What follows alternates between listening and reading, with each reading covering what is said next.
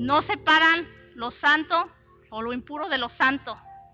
Como en el tiempo de los jueces, hermanos, decía que después de que el juez no reinaba, dice que cada quien se iba a sus labores y ellos hacían y vivían como mejor les parecía.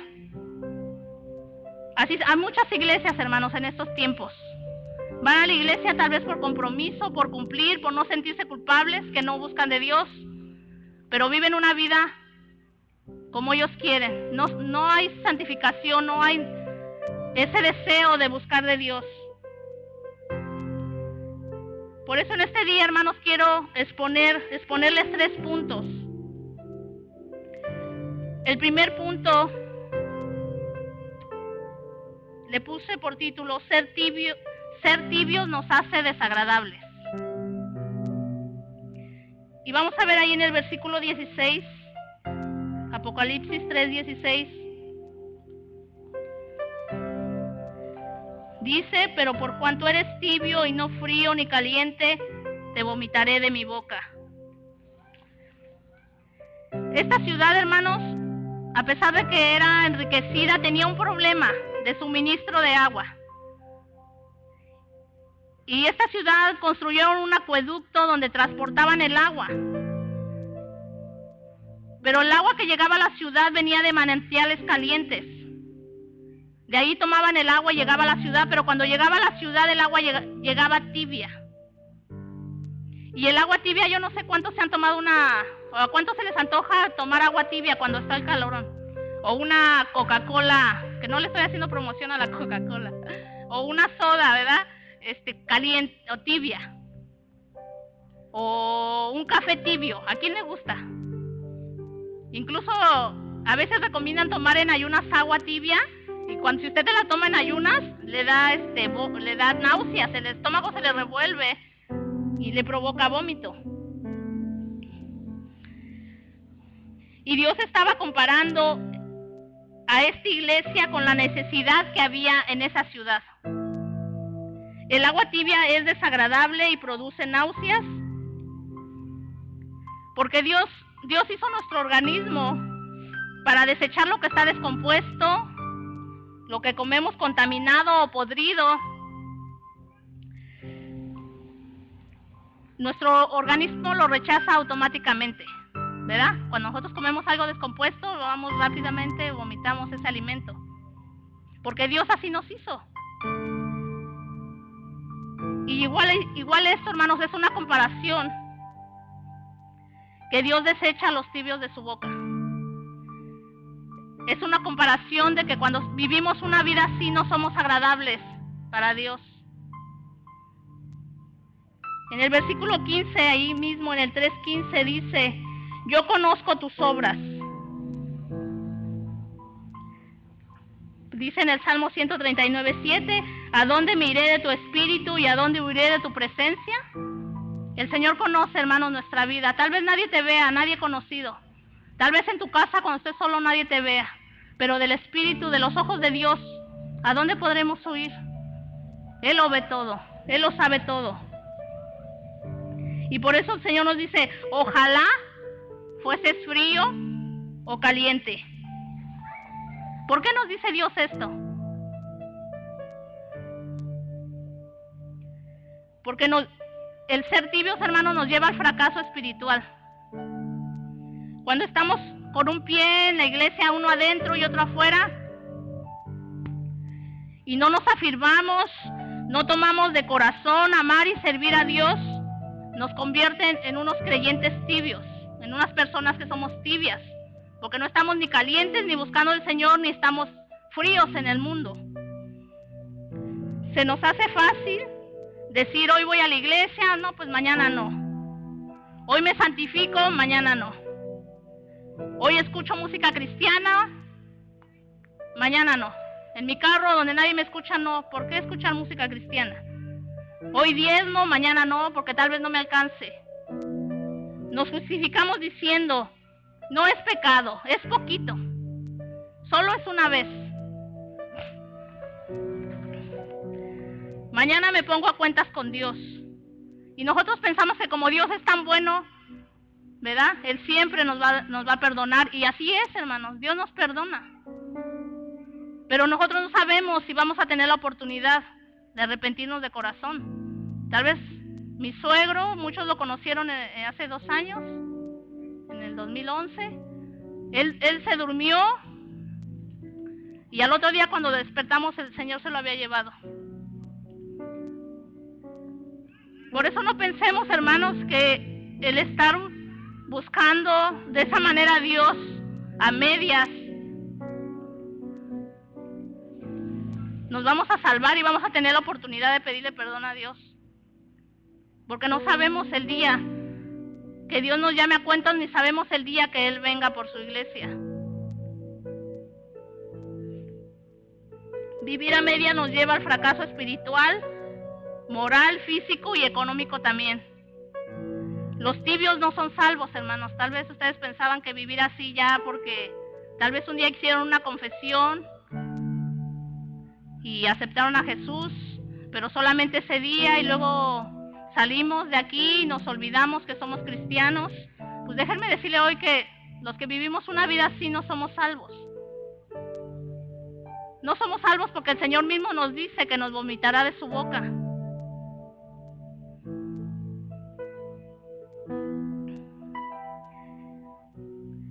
No lo digo yo, hermanos, ¿verdad? La palabra del Señor dice, por cuanto no eres frío ni caliente, te vomitaré de mi boca. Para Dios no hay intermedios, hermanos. No hay color gris para Dios. O es blanco o es negro. Es malo o es bueno. Es Dios o es el diablo. O estamos con Dios o estamos, ¿verdad?, sirviéndole al diablo. Es el cielo o es el infierno. No hay lugares intermedios como en algunas religiones enseñan, que vamos a estar ahí descansando, ¿verdad? Eso no existe. Nada más hay cielo o hay infierno, hacia donde queramos nosotros ir. Y ese es el punto número 1, hermanos. Espero que lo tengan en mente. ¿Alguien me puede decir punto número 1?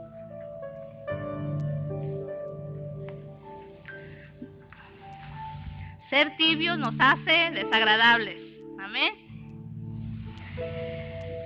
En un punto número 2, hermanos, es no seas autosuficiente, sino reconoce a Dios en tu vida. Nuevamente lo repito para que se nos quede en la mente. No seas autosuficiente, reconoce a Dios en tu vida. En el versículo 17, hermanos, vamos a leer ahí, en el 3:17. Dice así la palabra del Señor, porque tú dices, yo soy rico y me he enriquecido y de ninguna cosa tengo necesidad. Y no sabes que tú eres un desventurado, miserable, pobre, ciego y desnudo. Esa iglesia, esa ciudad era conocida por la producción de fina lana negra, con la cual hacían vestidos y alfombras. Y número 2, por producir el colirio. Y eso servía para enfermedades de la vista. La iglesia necesitaba desesperadamente la gracia que regenera, las vestiduras de justicia de Cristo y el Espíritu que ilumina los ojos del corazón. Esta iglesia se había enfocado nada más en sus riquezas, pero no miraba espiritualmente su necesidad. Se habían apartado, ya eran indiferentes a las cosas del Señor. Tal vez, si le estaba hablando a la iglesia, esta iglesia pues asistía a sus servicios, ¿verdad? Venía tal vez nada más los domingos o entre semana. Yo no sé, hermanos, cómo estaba organizada esta iglesia, pero eran los creyentes que estaban ahí. Y ellos no escuchaban ya la voz de Dios, no obedecían. Simplemente venían, se sentaban, los oídos los tenían como tapados y lo escuchaban. Cuando salían ya se les había olvidado lo que habían predicado. La presencia de Dios no estaba con esta iglesia. Esta iglesia se consideraba rica, no sentía necesidad alguna. Pensaban que si materialmente estaban bendecidos no necesitaban nada más, no necesitaban ya de la gracia de Dios. La indiferencia se había conducido a la ociosidad, había conducido a estos creyentes. Dejaron de servir a Cristo y su corazón se había endurecido. Y estaban satisfechos consigo mismo sin notar su necesidad espiritual. eran solamente cristianos por nombre. Oh sí, los cristianos de la iglesia Laodicea. Pero dice en el Marcos 7:6, voy a buscar, si quieren ir conmigo, Marcos 7:6.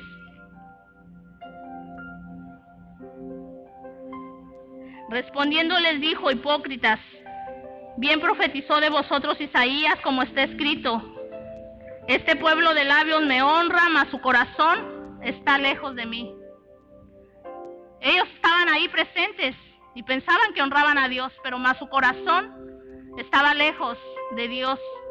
No pensaban en lo espiritual, sino solamente en sus riquezas.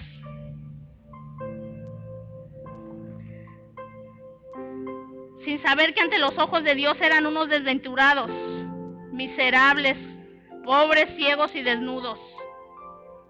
Ellos se creían los mejores hermanos de esa ciudad, porque de las demás iglesias ellos eran la más opulenta, la más enriquecida, la más elegante, la más lujosa.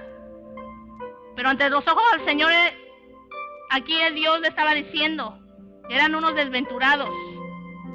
¿Y saben lo que significa desventurado? Significa miserable, pobre, desgraciado en el buen sentido de la palabra, pobre de espíritu, desdichado, infeliz, mísero, tacaño, avaro y roñoso. Wow, yo me quedé, cuando leí esa definición en el diccionario, dije, wow, cómo el Señor nos ve cuando nosotros pensamos que somos lo mejor, cuando nosotros pensamos que somos buenas personas, no le hacemos daño a nadie, ¿verdad? No fumamos, no tomamos, pues somos buenos. Pero ante el Señor, hermano, ante los ojos del Señor, somos lo peor. Y en esta noche quiero que medites en esta pregunta. ¿Por qué has luchado más tú en tu vida? ¿Por lo material o por lo espiritual?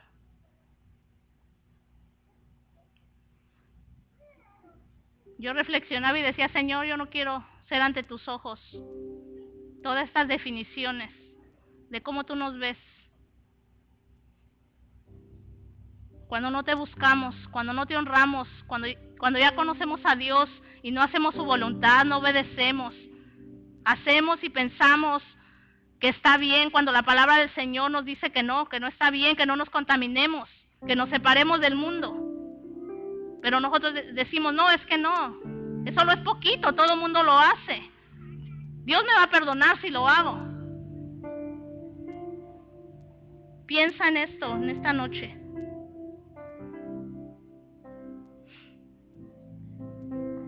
Dios les da un consejo.